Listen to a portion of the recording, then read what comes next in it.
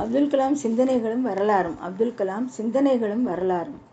இந்த அழகிய கிரகத்தில் உள்ள ஒவ்வொரு ஜீவராசியையும் ஒரு குறிப்பிட்ட காரியத்தை நிறைவேற்றுவதற்காக இறைவன் படைத்திருக்கிறான். நான் வாழ்க்கையில் சாதித்திருப்பவை எல்லாம் அவன் உதவியால் கைகூடியவை. அவன் விருப்பத்தின் வெளிப்பாடு. அது அற்புதமான ஆசிரியர்கள், சகாக்கள், நண்பர்கள் மூலம் அவன் கருணை எனக்கு கிடைத்தது.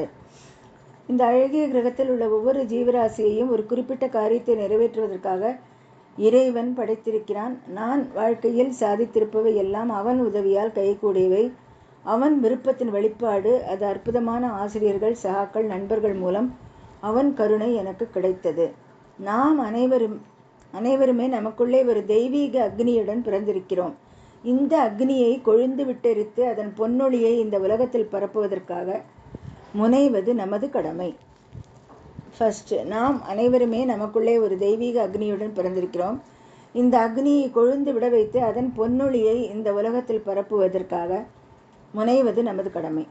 குழப்பத்திலும், துயரத்திலும், துக்கத்திலும், தோல்வியிலும் இருந்து ஒருவரை விடுவித்து காப்பாற்றும் ஒரு தெய்வீக சக்தி உள்ளது என்பதை நான் நம்புகிறேன். குழப்பத்திலும், துயரத்திலும், துக்கத்திலும்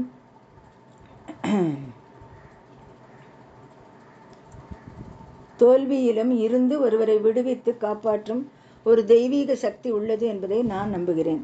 கோயிலில் நடக்கும் பிரார்த்தனையும் மசூதியில் நடக்கும் தொழுகையும் ஒரே இடத்தில்தான் போய் சேர்கிறது என்பதில் எனக்கு துளியும் சந்தேகம் வந்ததே கிடையாது. அப்துல் கலாம் சேஸ், கோயிலில் நடக்கும் பிரார்த்தனையும் மசூதியில் நடக்கும் தொழுகையும் ஒரே இடத்தில்தான் போய் சேர்கிறது என்பதில் எனக்கு துளியும் சந்தேகம் வந்ததே கிடையாது. நேர்மையும் சுய கட்டுப்பாடும் என் தாய் தந்தை மூலம் எனக்கு கிடைத்த சொத்துக்கள்.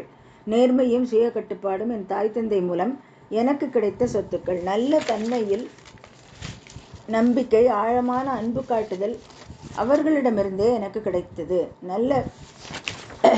நல்ல தன்மையில் நம்பிக்கை, ஆழமான அன்பு காட்டுதல் என்பதும் அவர்களிடமிருந்தே எனக்கு கிடைத்தது.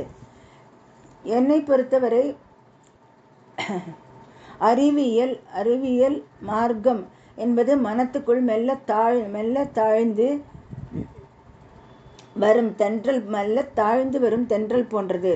எனக்கு எப்போதுமே ஆன்மீக மேம்பாட்டிற்கும் தன்னிலை அறிதலுக்கும் அறிவியலும் ஒரு மார்க்கமாக தோன்றுகிறது. என்னை பொறுத்தவரை அறிவியல் மார்க்கம் என்பது மனதுக்குள் மெல்ல தாழ்ந்து வரும் தென்றல் போன்றது. எனக்கு எப்போதுமே ஆன்மீக மேம்பாட்டிற்கும் தன்னிலை அறிதலுக்கும் அறிவியலும் ஒரு மார்க்கமாக தோன்றுகிறது. ஜோதிடம் ஒரு கலை என்ற அளவில் நான் அதை ஏற்றுக்கொள்கிறேன். ஆனால் அறிவியலை ஒதுக்கி வைத்துவிட்டு அதை ஏற்றுக்கொள்வது என்பதில் எனக்கு உடன்பாடு இல்லை. ஜோதிடம் ஒரு கலை என்ற அளவில் நான் அதை ஏற்றுக்கொள்கிறேன். ஆனால் அறிவியலை ஒதுக்கி வைத்துவிட்டு அதை ஏற்றுக்கொள்வது என்பதில் எனக்கு உடன்பாடு இல்லை. ஒவ்வொருவரிடமும் ஒரு அபாரமான தனித்தன்மை பளிச்சிடும் ஆளுமை சக்தி உண்டு. ஆளுமை சக்தி உண்டு.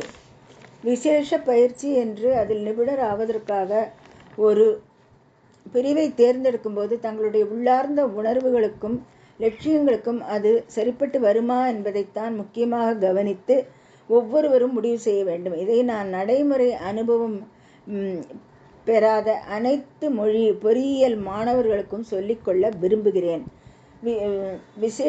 விசேஷ பயிற்சி பெற்று அதில் நிபுணர் ஆவதற்காக ஒரு பிரிவை தேர்ந்தெடுக்கும் போது தங்களுடைய உள்ளார்ந்த உணர்வுகளுக்கும் லட்சியங்களுக்கும் அது சரிப்பட்டு வருமா என்பதைத்தான் முக்கியமாக கவனித்து ஒவ்வொருவரும் முடிவு செய்ய வேண்டும்.